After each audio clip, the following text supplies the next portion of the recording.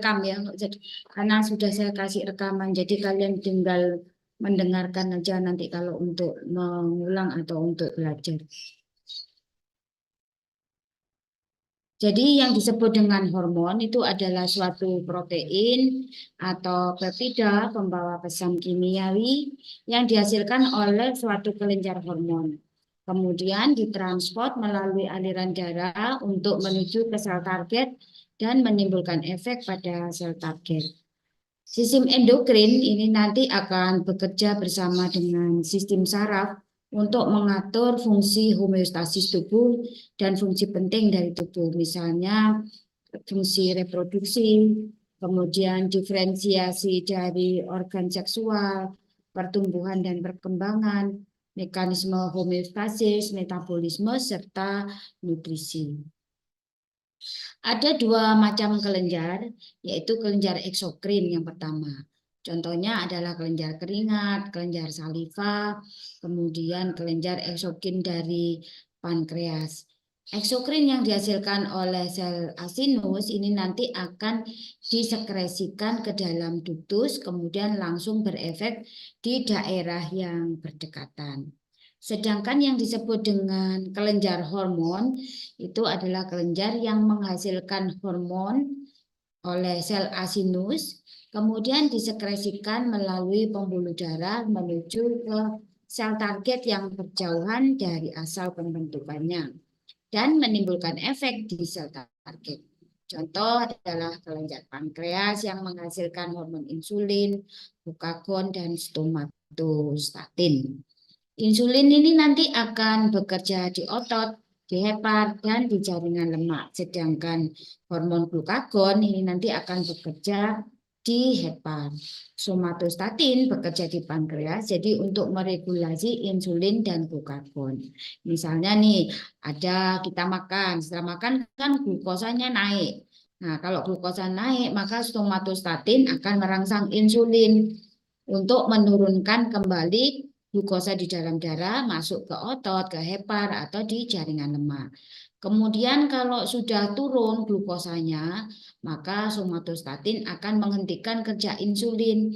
Maka dia akan mengaktifkan hormon glukagon. Sehingga kita lapar lagi, maka kita akan makan lagi. Nah, itu adalah mekanisme homeostasis di dalam tubuh. Kalau mekanisme homeostasis tersebut tidak berjalan, maka dia nanti akan menyebabkan terjadinya suatu penyakit. Ini adalah perbedaan dari kelenjar hormon dan kelenjar eksokrin. Jadi kalau kelenjar eksokrin ini kan tadi menghasilkan eksokrin ya, misalnya saliva, kemudian enzim, terus bikarbonat, itu nanti dia dihasilkan oleh sel-sel asinus, kemudian dia dikeluarkan melalui ductus. Itu adalah kelenjar eksokrin ya. Contohnya juga kelenjar keringat. Ini adalah eksokrin. Tetapi kalau kelenjar endokrin, di sini ada sel-sel. Sel-sel ini akan menghasilkan hormon. Kemudian hormon yang dihasilkan harus masuk ke dalam pembuluh darah. Jadi dia diedarkan ke dalam darah untuk mencapai sel target yang letaknya berjauhan. Kalau eksokrin ini dekat dengan apa namanya? Kelenjar yang menghasilkan. Tetapi kalau endokrin ini lokasinya berjauhan dari kelenjar yang menghasilkan. Berikutnya adalah jenis hormon berdasarkan strukturnya. Jadi ada hormon yang merupakan derivat atau turunan dari steroid. Contohnya adalah kortisol, estrogen, testosteron, aldosteron. Kemudian yang berasal dari asam amino.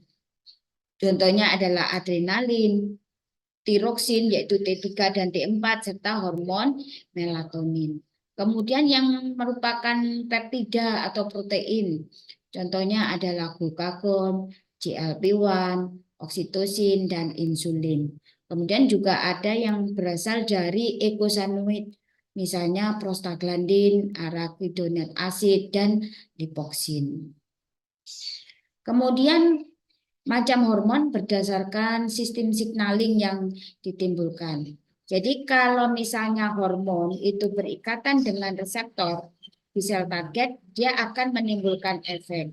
Nah, berdasarkan proses signalingnya, maka hormon ini akan dibagi menjadi yang pertama adalah endokrin. Jadi kalau yang disebut dengan endokrin, jadi hormon itu disekresikan oleh kelenjar hormon, kemudian masuk ke dalam darah menuju sel target dan menimbulkan efek. Ini lokasinya berjauhan dari penghasil dan sel targetnya. Kemudian yang kedua adalah parakrin. Jadi hormon akan dihasilkan oleh kelenjar hormon, kemudian dia akan menimbulkan efek pada sel tetangganya. Jadi sel yang berdekatan tanpa melalui aliran darah. Selanjutnya adalah autokrin. Autokrin ini adalah hormon disekresikan oleh kelenjar hormon, kemudian dia menimbulkan efek untuk dirinya sendiri. Jadi setelah disekresikan, maka dia akan bekerja pada reseptor yang ada di sel kelenjar hormon itu. Kemudian kalau intrakrin ini adalah hormon yang dihasilkan oleh sel kelenjar, kemudian dia akan berefek secara intraseluler pada sel itu sendiri. Jadi hampir sama dengan autokrin. Berikutnya adalah transport dari hormon dan masa kerja hormon. Jadi hormon yang dihasilkan oleh kelenjar itu kan tadi harus disekresikan ke dalam sistem sirkulasi. Dia ada dua bentuk, yaitu hormon yang dalam kondisi bebas, artinya dia bersifat aktif berikatan dengan reseptor yang ada di sel. Jadi setelah dia disekresikan oleh kelenjar hormon, dia akan masuk ke dalam darah dalam bentuk bebas. Biasanya hormon ini adalah hormon yang larut di dalam darah. Kemudian berikutnya adalah hormon yang terikat oleh protein karier yaitu albumin dan globulin. Jadi hormon ini disekresikan oleh kelenjar dalam bentuk inaktif, kemudian dia akan berikatan dengan protein yaitu protein albumin maupun globulin yang dihasilkan oleh hepar. Selanjutnya dia akan ikut aliran darah untuk menuju ke sel target. Nah, hormon yang harus terikat dengan albumin dan globulin ini adalah hormon yang sifatnya tidak larut di dalam darah. Jadi contohnya adalah hormon golongan steroid ya. Jadi ada kortisol, estrogen, testosteron, aldosteron, dan hormon tiroksin. Tiroksin itu dari asam amino, tapi dia tidak larut di dalam air sehingga dia harus transportnya itu dia harus berikatan dengan protein yaitu albumin dan globulin. Kemudian berdasarkan masa kerja hormon itu ada yang berkisar detik sampai jam. Contohnya adalah adrenalin atau asetilkolin itu dalam waktu detik ya. Jadi setelah dihasilkan oleh kelenjar kemudian ikut aliran darah, selanjutnya dia akan berefek pada target organnya dalam waktu hitungan detik. Kemudian kalau peptida atau protein ini dalam hitungan menit. Jadi lebih lama lagi kerjanya. Kemudian kalau yang golongan steroid ini biasanya lebih lama. Ya, jadi dalam hitungan jam ya. Kemudian jenis hormon berdasarkan lokasi reseptornya. Kalau berdasarkan lokasi itu ada dua macam, yaitu hormon yang larut di dalam lemak. Jadi contohnya adalah golongan steroid, kemudian juga hormon tiroid atau tiroksin. Nah, kalau hormon yang lipid soluble atau yang larut di dalam lemak, maka reseptornya ini terdapat di dalam sitoplasma atau nukleus, kemudian prosesnya dia meningkatkan atau mengaktifkan proses sintesa protein dan membutuhkan waktu yang lama untuk menimbulkan efek yang diinginkan. Contohnya bagaimana estrogen ini berperan untuk proliferasi sel. Jadi setelah estrogen dihasilkan, maka estrogen akan berikatan dengan reseptor yang ada di nukleus atau di sitoplasma. Kenapa dia bisa menembus masuk ke nukleus atau sitoplasma? Karena dia sifatnya lipid soluble sehingga dia bisa masuk menembus membran sel.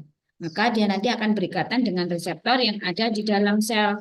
Selanjutnya dia akan mengaktifkan proses sintesa protein. Nah, protein yang dihasilkan inilah nanti yang akan menginduksi terjadinya proses proliferasi sel. Dan ini tidak dalam waktu hitungan detik. Coba bayangkan kalau dalam waktu hitungan detik. Begitu estrogenmu naik, kamu nanti akan terjadi proliferasi dari sel. Nah, sel apa aja yang mengalami proliferasi?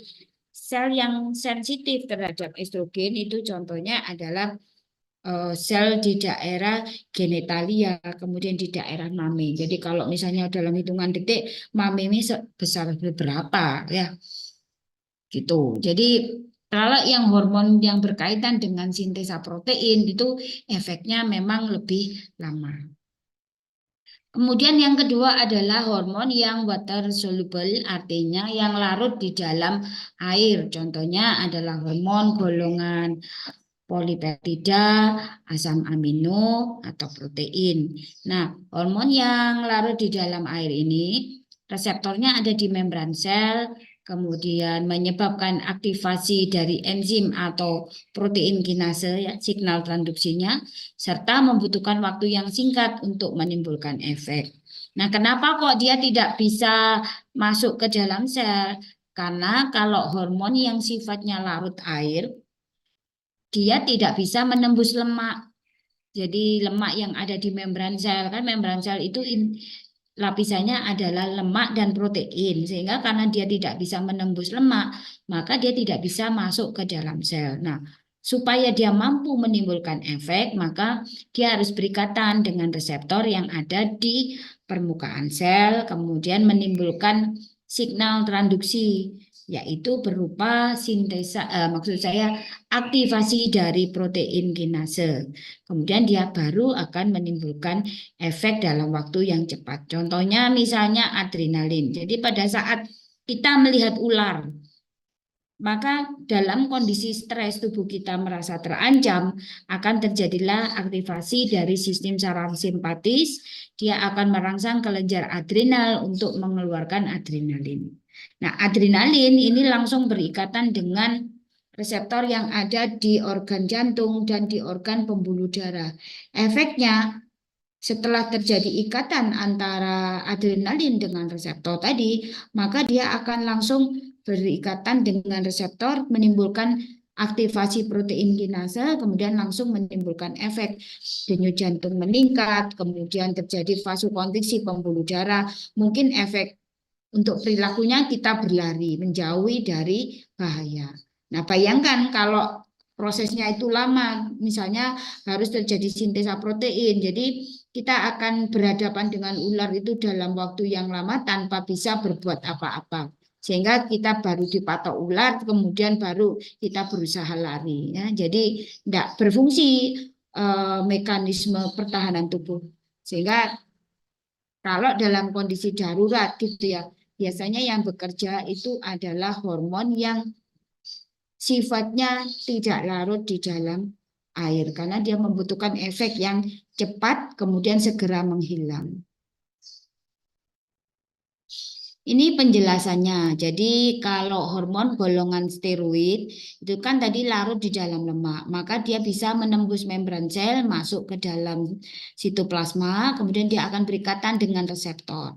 Nah, ini nanti ikatan ini akan dibawa ke nukleus. Setelah dibawa ke nukleus, maka reseptor akan melepaskan hormonnya sehingga hormon ini nanti akan menempel pada DNA sehingga akan terjadilah proses sintesa protein yang terdiri dari fase transkripsi, translasi, kemudian proses pengemasan ya untuk pembentukan protein. Nah, berikutnya yang water soluble ya. Kalau hormon-hormon itu sifatnya larut di dalam air, kemudian maka dia akan masuk atau berikatan ya, berikatan dengan reseptor yang ada di permukaan. Nah, setelah reseptor dan hormon ini berikatan, maka akan terjadilah aktivasi dari enzim dan protein. Jadi enzimnya adalah adenilat siklase, kemudian adenilat siklase ini akan mengaktifkan apa namanya, protein kinase. Nah, protein kinase inilah yang nanti akan menyebabkan terjadinya suatu efek. Itu perbedaannya. Jadi kalau yang water soluble ini efeknya cepat karena dia tidak membutuhkan waktu untuk sintesa protein. Sedangkan kalau yang hormon steroid itu waktunya lebih lama.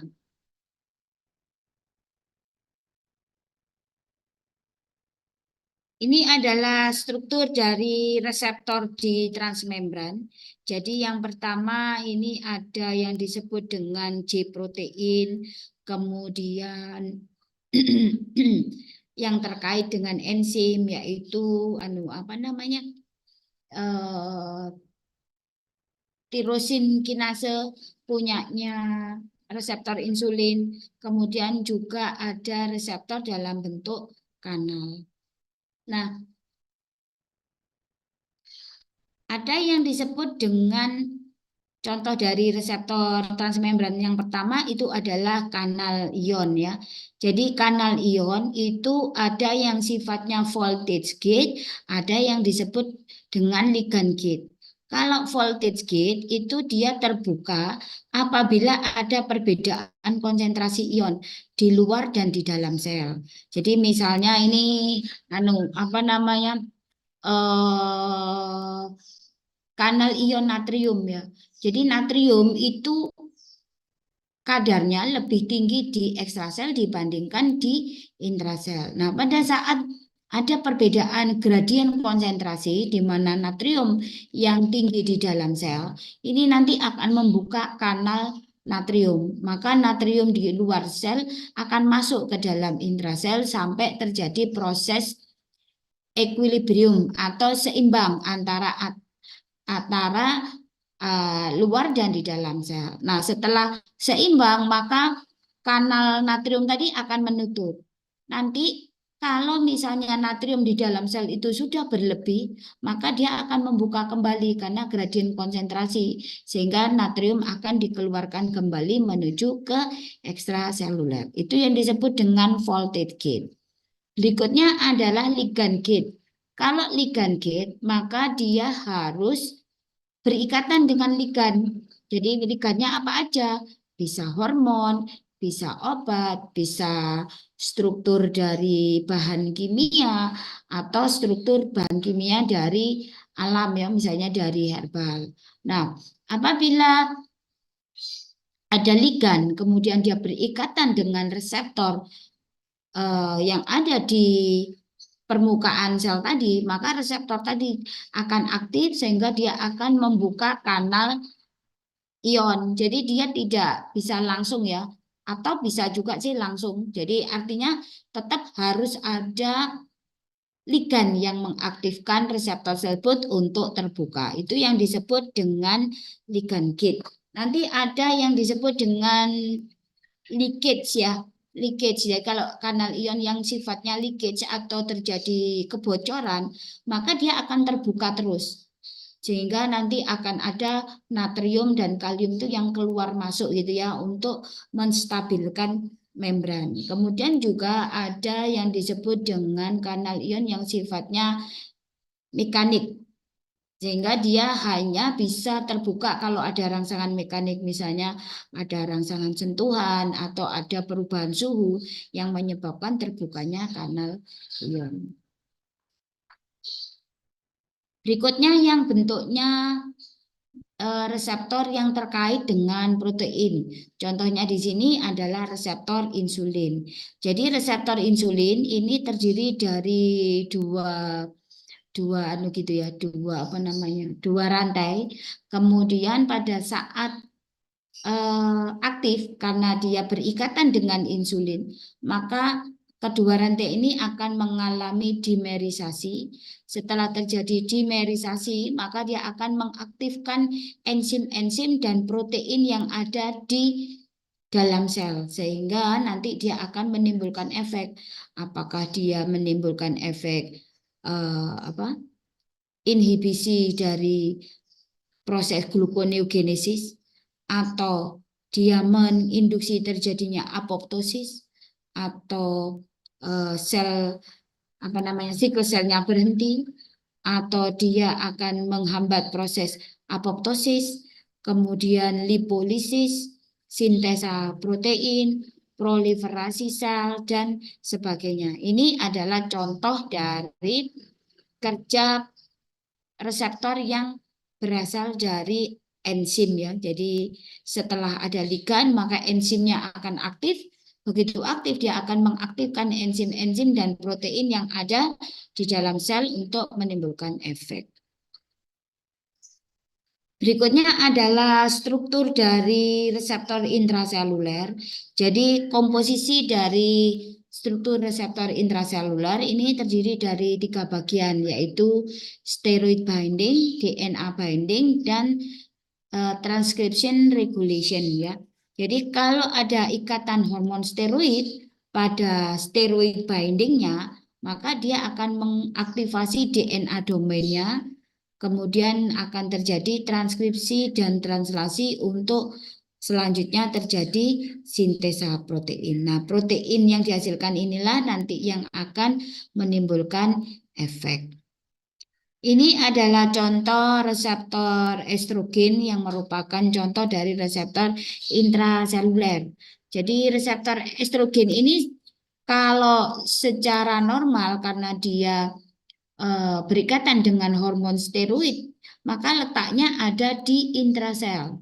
Namun penelitian akhir-akhir ini ternyata menemukan bahwa reseptor estrogen itu selain di intrasel, dia juga mempunyai reseptor yang ada di ekstrasel atau yang melekat pada membran. Jadi kalau yang reseptor estrogen di intrasel nanti dia akan menyebabkan terjadinya sintesa protein, sedangkan kalau yang di ekstrasel itu nanti tidak menyebabkan sintesa protein, tetapi dia mengaktifkan protein kinase. Sehingga kalau yang di intrasel disebut proses genomic signaling karena dia mengaktifkan sintesa protein, sedangkan yang di ekstrasel disebut non-genomic estrogen signaling karena dia tidak mengaktifasi sintesa dari protein. Kemudian mekanisme regulasi dari reseptor. Jadi mekanisme regulasi dari reseptor ini ada proses yang disebut dengan down regulation atau up regulation. Jadi kalau misalnya suatu ligan itu kadarnya di dalam darah itu sedikit, maka reseptornya yang harus meningkatkan ekspresinya di permukaan sel. Sehingga dia bisa mengikat ligan atau hormon yang jumlahnya sedikit di dalam darah untuk menimbulkan efek. Proses peningkatan dari jumlah atau peningkatan dari sensitivitas reseptor itu disebut dengan upregulation.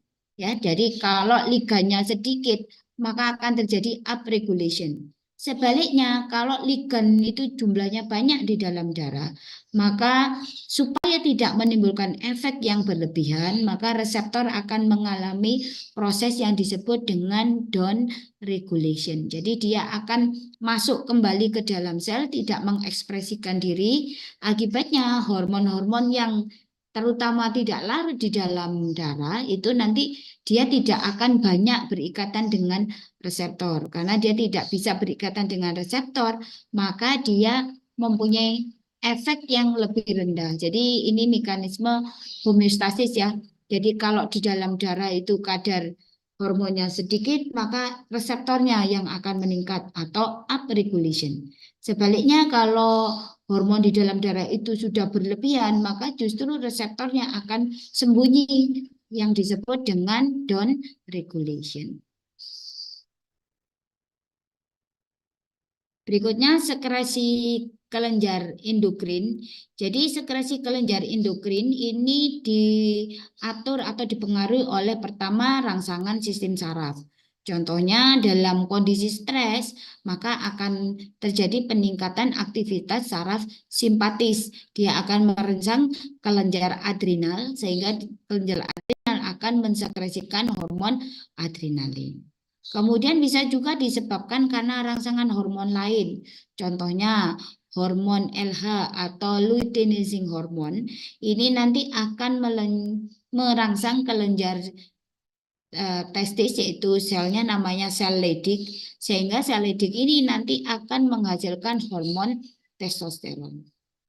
Yang ketiga adalah rangsangan bahagia selain hormon yang larut di dalam darah, ini nanti akan meningkatkan sekresi dari akan meningkatkan kadar glukosa di dalam darah sehingga akan merangsang sel beta pankreas untuk menghasilkan insulin. Sebaliknya, misalnya kadar glukosa di dalam darah itu rendah, maka hormon glukagon yang akan naik untuk meningkatkan proses gluconeogenesis. Jadi kalau setelah makan kadar glukosanya naik, kemudian dia akan merangsang hormon insulin, maka hormon insulin ini fungsinya adalah menurunkan kadar glukosa dengan cara glikolisis, kemudian glikogenesis, dan lipogenesis. Berikutnya adalah signal transduksi dari hormon. Jadi hormon itu harus berikatan dengan reseptor. Setelah berikatan dengan reseptor, barulah terjadi proses transduksi, yaitu aktivasi dari enzim dan protein-protein kinase. Setelah terjadi aktivasi dari protein kinase, maka akan terjadilah aktivasi dari seluler yang berespon terhadap rangsangan. Jadi tahapnya yang pertama harus ada pengenalan ya. Jadi ligan tadi harus berikatan dengan reseptor. Kemudian di dalam sitoplasma akan terjadi signal transduksi, baru terjadilah respon.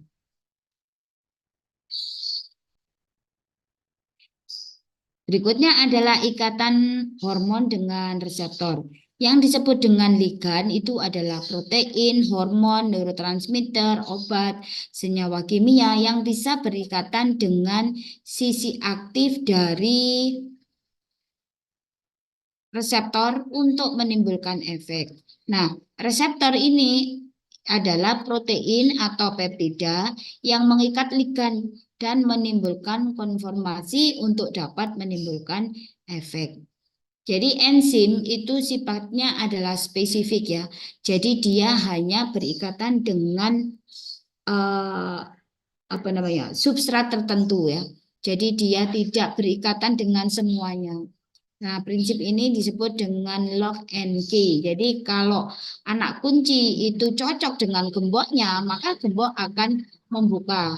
Tapi kalau dia tidak cocok, maka dia tidak bisa membuka. Nah, kalau anak kunci yang pertama itu adalah hormon, kemudian gemboknya tadi itu kita asumsikan sebagai reseptor, maka kalau hormon A dengan reseptor A itu dia akan aktif berikatan menimbulkan efek. Nah, bagaimana kalau misalnya ada kunci B? Nah, kunci B ini ternyata cocok dengan gembok A dan menimbulkan gemboknya terbuka, maka dia disebut dengan agonis. Artinya mempunyai efek yang sama dengan hormon aslinya. Sebaliknya, kalau yang sifatnya antagonis itu menimbulkan efek yang kebalikan. Jadi kalau hormon A berikatan dengan reseptor A, ini akan menimbulkan efek A aksen. Sedangkan kalau yang antagonis ini kalau hormon B berikatan dengan reseptor A yang harusnya dia akan menghasilkan efek A aksen, itu adalah sifatnya agonis. Maka kalau B ini nanti dia akan menyebabkan sifat yang berkebalikan. Jadi misalnya A aksen ternyata dia efeknya adalah B, sehingga dia efeknya menjadi lebih rendah. Itu yang disebut dengan antagonis. Jadi kalau agonis itu prinsipnya ikatan hormon dengan reseptor ini akan menimbulkan efek yang sama dengan hormon aslinya. Sedangkan kalau yang antagonis itu menimbulkan efek yang berkebalikan dengan hormon aslinya. Kalau hormon aslinya naik, maka kalau antagonis dia efeknya turun. Kalau hormon aslinya itu turun, maka kalau dia antagonis, maka dia akan efeknya naik. Sebaliknya kalau agonis, kalau efek hormon itu naik, maka hormon yang lain yang berikatan dengan reseptor harus efeknya juga naik. Itu yang disebut dengan agonis. Jadi mempunyai efek yang sama. Kemudian apa saja yang mempengaruhi kekuatan ikatan atau yang disebut dengan afinitas antara ligan dengan reseptor. Jadi yang mempengaruhi afinitas dari ikatan hormon dengan reseptor itu adalah yang pertama kesesuaian struktur ligan dengan sisi aktif dari reseptor. Jadi lock and key tadi ya. Jadi kalau dia cocok masuk cocok maka dia akan bisa membuka gembok tadi. Artinya dia bisa mengaktifkan reseptor. Kemudian yang kedua adalah jenis ikatan kimia antara asam amino dari ligan dan reseptor. Kalau jenis ikatannya itu adalah ikatan kovalen, maka dia akan menyebabkan ikatan hormon dengan reseptor yang sifatnya irreversible ya. Jadi kalau ikatan kovalen, kemudian ikatan ionik, ini ikatannya yang sifatnya irreversible, artinya dia tidak bisa terlepas kalau sudah terikat. Jadi dia bisa lepas kalau selnya itu sudah rusak. Contohnya tetanus. Jadi tetanus itu kuman Clostridium tetani ya. Kuman Clostridium tetani itu akan menghasilkan suatu substrat atau substansi yang namanya adalah tetanus plasmin. Nah, tetanus plasmin ini akan berikatan dengan reseptor. Ikatannya tidak bisa terlepas. Jadi kalau dia sudah berikatan dengan reseptor, maka kan dia akan menimbulkan kejang. Kejang ini tidak akan berhenti atau menghilang kalau tetanus plasminnya masih ada atau reseptornya masih ada. Jadi harus rusak salah satu, apakah ligannya atau reseptornya. Kalau ligan dan reseptornya itu salah satu ada yang rusak, baru dia tidak bisa menimbulkan efek. Itu sebabnya kalau pasien dengan tetanus itu kenapa kok diberi anti tetanus? Karena anti tetanus ini nanti yang akan berikatan dengan tetanus plasmin yang belum sempat berikatan dengan reseptor. Sehingga dengan diberikan anti tetanus maka tetanus plasmin tidak menimbulkan efek kejang karena dia tidak berikatan dengan reseptor. Karena kalau sudah berikatan dengan reseptor, dia tidak bisa dilepas, kecuali reseptornya yang rusak. Kemudian yang kedua adalah jenis ikatan hidrogen. Jadi kalau ikatan hidrogen, ini ikatan yang sifatnya lebih lemah dibandingkan ikatan kovalen, sehingga dia bersifat reversible. Artinya kalau dia berikatan, dia bisa terlepas. Nah, sebagian besar kerja dari obat atau hormon ini adalah melalui ikatan hidrogen. Jadi ikatan yang lemah tetapi dia bisa, artinya kalau dia sudah terikat dia bisa lepas, terikat bisa lepas sehingga tidak menimbulkan efek toksik. Kalau yang sifatnya irreversible karena pada saat dia berikatan dia sudah tidak bisa terlepas lagi, maka dia akan cenderung menyebabkan efek toksik atau efek merugikan dari sel. Berikutnya yang ketiga dipengaruhi oleh energi ikatan bebas. Jadi semakin kecil semakin kecil nilai energi ikatannya, maka afinitasnya semakin kuat. Artinya gini, pada saat suatu ligan itu nanti berikatan dengan reseptor, dia kan butuh energi. Energi yang dikeluarkan untuk terjadinya proses ikatan. Nah, kalau energi yang dikeluarkan untuk proses ikatan itu besar, maka kekuatan ikatannya adalah lemah. Tetapi kalau energi yang dikeluarkan itu sedikit, maka dia kekuatannya menjadi lebih tinggi. Yang berikutnya adalah efikasi. Yang disebut dengan efikasi itu adalah kemampuan suatu ligan berikatan dengan suatu reseptor untuk menimbulkan efeknya. Jadi kalau ikatan antara ligan dengan reseptor namanya afinitas, kalau efikasi itu adalah besarnya efek yang ditimbulkan akibat ikatan antara ligan dengan reseptor. Nah, ini dipengaruhi yang pertama oleh dosis obat. Semakin tinggi dosis obat, maka dia akan semakin banyak yang menempati reseptornya. Akibatnya, efek yang ditimbulkan juga akan semakin kuat. Kemudian yang kedua adalah jumlah reseptor. Semakin banyak jumlah reseptor yang muncul ke permukaan sel, sehingga dia dapat berikatan dengan hormon yang sifatnya tidak larut di dalam air, atau jumlah reseptor yang ada di dalam sitoplasma itu banyak sehingga dia berikatan dengan hormon yang larut di dalam lemak, maka efek yang ditimbulkan adalah juga besar. Jadi yang pertama dipengaruhi oleh dosis obat, yang kedua dipengaruhi oleh jumlah dari reseptor. Namun reseptor tadi kan mengikuti prinsip down regulation ya. Jadi pada saat semua reseptor itu sudah berikatan dengan ligan, artinya dia sudah jenuh, maka penambahan dosis itu tidak akan menimbulkan efek. Justru kalau penambahan dosis akan menyebabkan reseptor mengalami proses down regulation, sehingga reseptornya akan menurun jumlahnya, maka efek yang ditimbulkan nanti akan berkurang. Ini adalah suatu obat berikatan dengan reseptor ya. Efeknya seperti ini. Nah, ini ada dua obat yang berikutnya.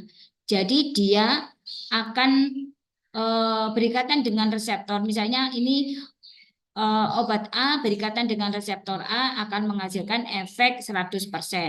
Nah, kalau misalnya obat B berikatan dengan reseptor A, kemudian dia menimbulkan efek yang sama 100%, namanya adalah agonis. Tetapi kalau hormon B berikatan dengan reseptor, kemudian dia menghasilkan efek yang sama tetapi lebih rendah potensinya, maka dia disebut dengan parsial agonis.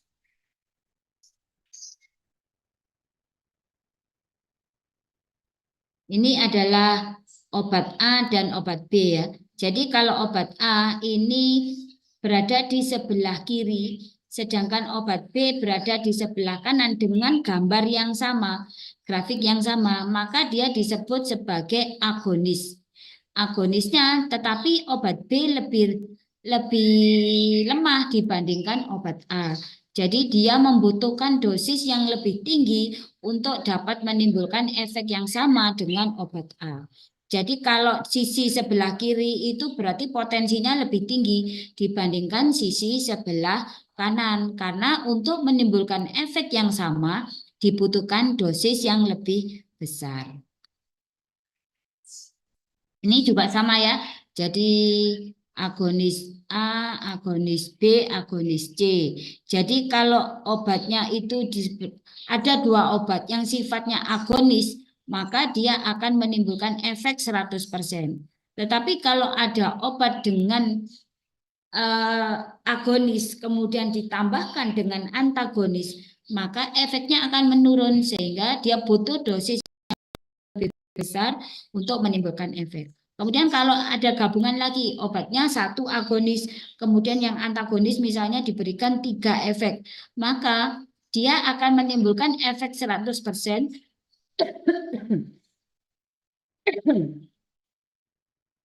jika dosis agonisnya itu diperbesar lagi.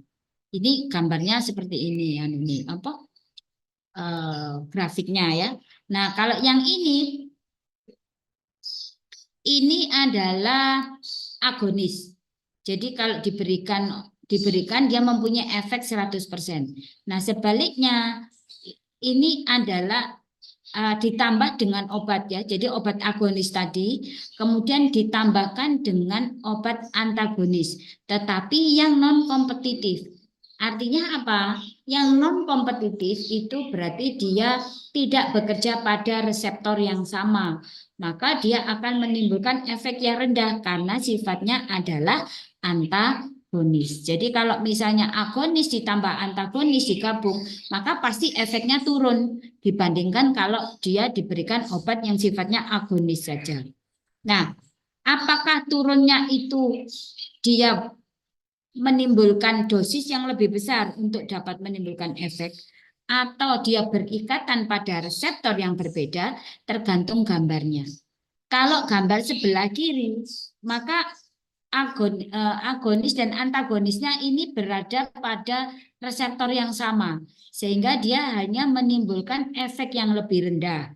Tetapi kalau dia bekerja pada reseptor yang berbeda, maka selain efeknya lebih rendah karena ada antagonis tadi ya, maka dia juga bentuk grafiknya berbeda.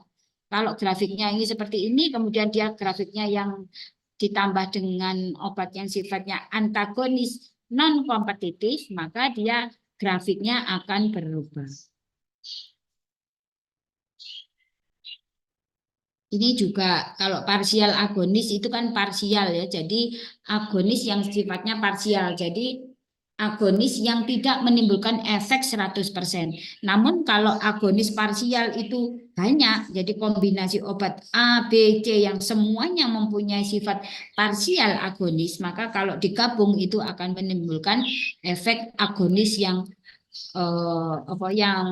sama dengan satu obat ya. Berikutnya adalah regulasi dari hormon. Jadi hormon ini bekerja melalui proses regulasi yang disebut dengan negatif feedback dan positif feedback. Jadi sebagian besar hormon itu menggunakan sistem regulasi negatif feedback. Artinya kalau hormon itu di dalam darah sudah tinggi, maka dia akan memicu terjadinya homeostasis, menurunkan kadar hormon. Namanya adalah negatif feedback. Dari ada menjadi tidak ada, atau dari tidak ada menjadi ada, itu adalah negatif feedback.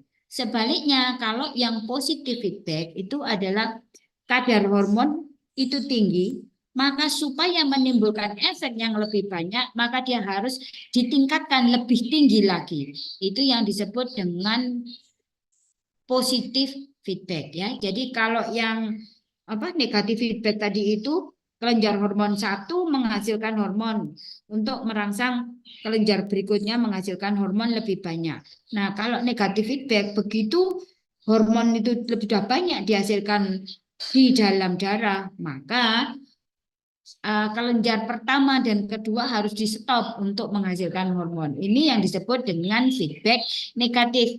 Sedangkan kalau yang feedback positif, suatu hormon dihasilkan oleh kelenjar A berefek pada kelenjar B untuk menghasilkan hormon lebih banyak lagi sehingga akan timbul efek.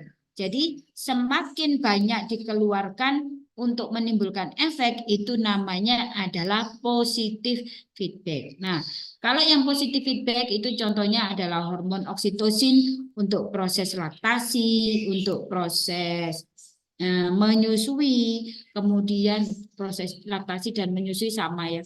Untuk proses persalinan serta hormon LH dan estrogen untuk proses ovulasi. Itu menggunakan feedback positif. Lainnya semua menggunakan mekanisme feedback negatif. Demikian untuk kuliah tahap pertama. Ada pertanyaan?